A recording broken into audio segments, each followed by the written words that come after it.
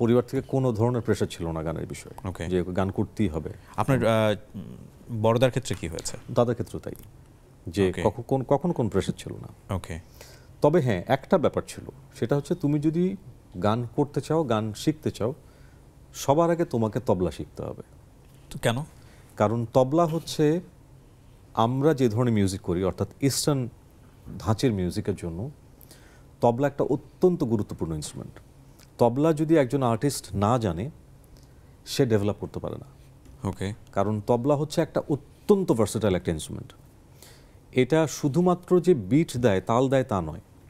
ও হচ্ছে টাইম শেখায়, ফ্র্যাকশন শেখায়, এবং একটা বিটের মধ্যে 16টা যে ডিভিশন হয় বা 12টা ডিভিশন হয় বা 10টা ডিভিশন হয়, এইটাকে তুমি কেমন করে পারমুটেশন কম্বিনেশন করতে পারো, কিভাবে তুমি এটাকে ভাঙতে পারো, এই ব্যাপারগুলো না কনসেপশন পাওয়া যায়, যেটা মিউজিকের ডেভেলপমেন্টে অনেক হেল্প করে।